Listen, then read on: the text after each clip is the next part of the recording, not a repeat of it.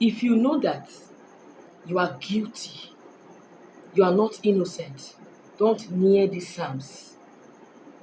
Don't near these Psalms. People are dying. Destruction, violence everywhere. Many people actually feel that they are Christians. There are some things they are doing for prayers, but they are destroying themselves. Don't near the Psalms except you totally pray for forgiveness. Don't near the Psalms except you have decided to repent, not just to pray for forgiveness, to repent. And even when you read the Psalm, you have to skip these parts. If not, it will backfire against you. And this is disastrous. You are most welcome. Thank you so much for tuning in. May God bless you. My name is Henrietta. In here, I share with you powerful prayer tips that will help you greatly and draw you closer to God. So all you need is to join us. Subscribe and make sure the bell notification is turned on. Do well and give this video a thumbs up and share with your friends. May God bless you. God is doing a lot for us in this channel. You can check my community. I screenshot lots of testimonies. Don't give up on God. Always join us and drop your names at the comment section. And I will always pray for you. And to my regular viewers, I always pray for them. God will show you a miracle that will shock you. Yesterday, somebody got a dream car, including $11,000. Check the community. A big testimony that someone shared at our live stream. In fact, I'm elated. God will do same for you. Now, back to the topic. If you know that you are not innocent, please don't just jump into these Psalms. Number one, Psalm 35.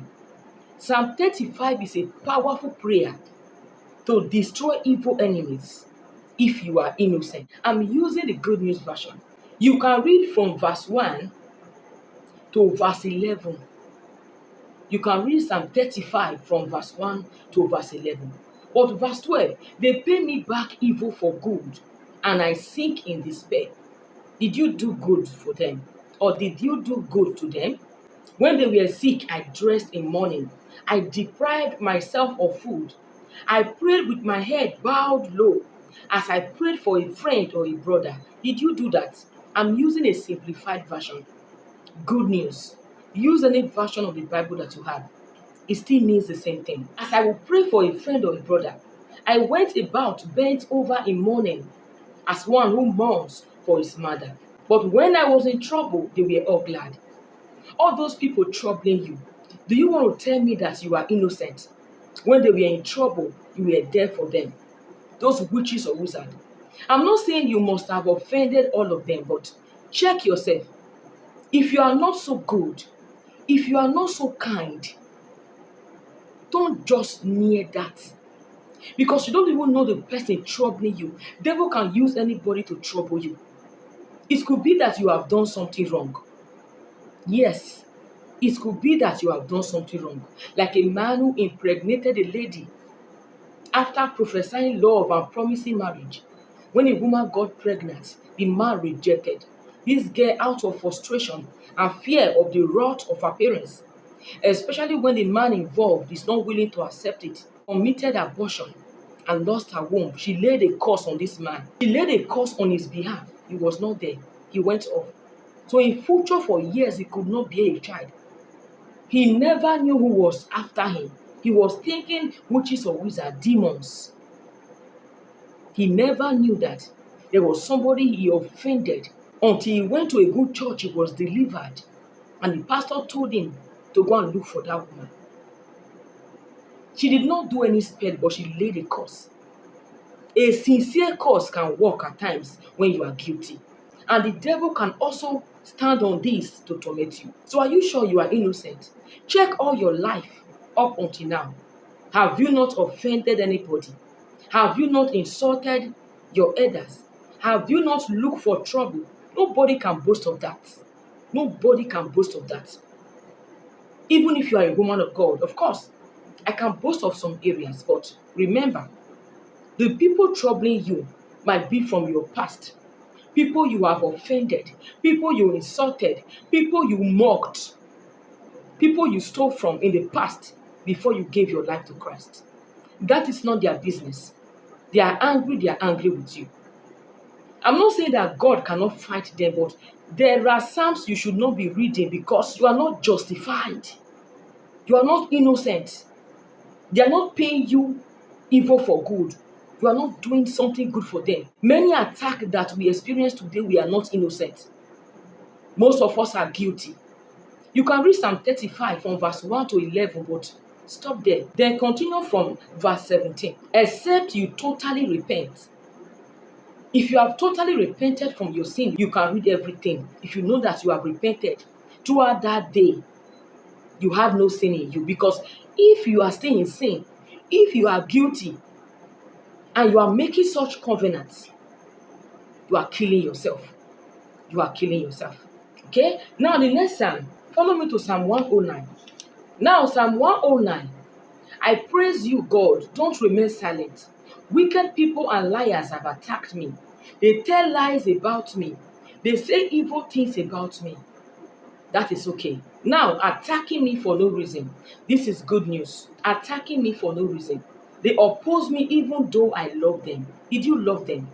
Are you sure they are attacking you for no reason? Are you sure you have not offended them? Are you sure you are innocent? This is a prayer for the just man. When you are just, when you have no skeleton in your cupboard, when you have not done wrong to anyone. Verse 5, they paid me back evil for good and hatred for love. Are they paying you back evil for good? Are they paying you back hatred for love? Are you sure you did your part? See, let me tell you. All of these prayers, they are more of a covenant. That if you stand on it, you can destroy your enemies in 3 days. But if you are guilty, you too can still die. Or your situation will be worsened. Even if you feel that you are showing people love, are you sure all the people you have ever met in your life, you show them love? When you were small, the sins of your past? How can you tell me you have not offended anybody? What if it is that same person you offended 15 years ago, 30 years ago? They have not forgotten. Maybe you have forgotten. They are the ones dealing with you. Will you now say that for no reason? That is it. Before you pray with such scriptures, make sure you are justified, except you totally repent. If you totally repent and give your life to Christ, then God can overlook it. If not, it does not work. When you pray with these psalms and you are still in sin, it will not only be ineffective, you are only destroying yourself. No wonder some people after prayers, their situation gets worsened. No wonder some people after prayers, their sickness gets worsened. No wonder some people after prayers, more attack because they don't know what they prayed. Finally, Psalm 7. Let's go to Psalm 7. Another powerful psalm for warfare and destruction of the evil plot of the enemies. I'm not saying you should not read these psalms. Read them. When you get to those parts, it is either you get down your knees and ask for forgiveness and genuinely repent before you read those parts, or you skip those parts. I will start from verse 3. Oh Lord my God, if I have wronged anyone, if I have betrayed a friend, or without cause done violence to my enemies, if I have done any of these things, then let my enemies pursue me and catch me. Are you not scared of that? Are you not scared of that? If I have betrayed a friend or without cause done violence to my enemies, if I have done any of these things, let my enemies pursue me and catch me. You just want your enemies to kill you. If you keep on praying these psalms and you know that you are not free, the moment you read this psalm, if you are guilty, your enemies will catch up with you because you are making a covenant to God that if I have done any of these things, let my enemies pursue me and catch me. I hope you do understand what you are reading, even if you are using King James. You can only pray this when you know the exact person fighting you. There is a particular person fighting you. You know that person physically. And maybe this is a physical battle. There are people, they hurt you physically. They try to block your progress physically. They betray you. They are your friends. You know them. You have helped them. You have not done anything wrong to them. You are sure. Then you can pray this.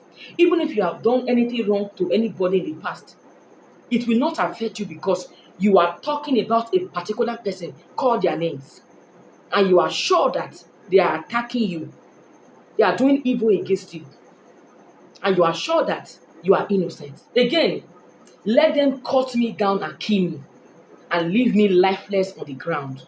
Do you pray this? Psalm 7, verse 5. Know what you are reading. Know what you are reading. You want to bring doom upon yourself. Because if really you have offended that person in any way in the past, they will catch you, they will leave you lifeless, according to what is here.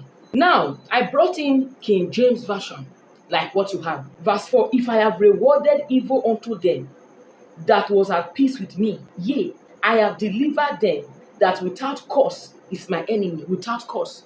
You are saying that you have not done anything to them. Without cause, they hate you. But if you have done anything to them, verse 5, let the enemy persecute my soul and take it, and yea, let him tread down my life upon the earth and lay my honor in the dust. You are making a covenant. What if you are guilty? They will kill you. Many have died ignorantly.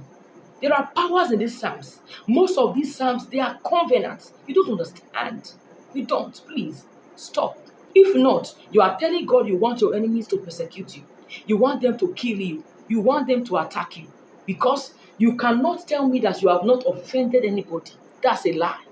And you don't know the people you have offended, whether in the market, you step on somebody, you refuse to say sorry, or the issue you had in your office, you must have been wrong at one point. Then why are you telling God that if you are wrong, He should allow your enemies to strike you dead? No. Read more of Psalm 51, the prayer for mercy. Read more of that. Even if you want to read these Psalms, when you get to certain verses, you skip it, or you go down your knees to ask for forgiveness. Genuinely repent if you have to read it. Thank you so much for watching. God bless you. Please subscribe if you have not. Make sure the bell notification is turned on. Do well and give this video a thumbs up and share with your friends.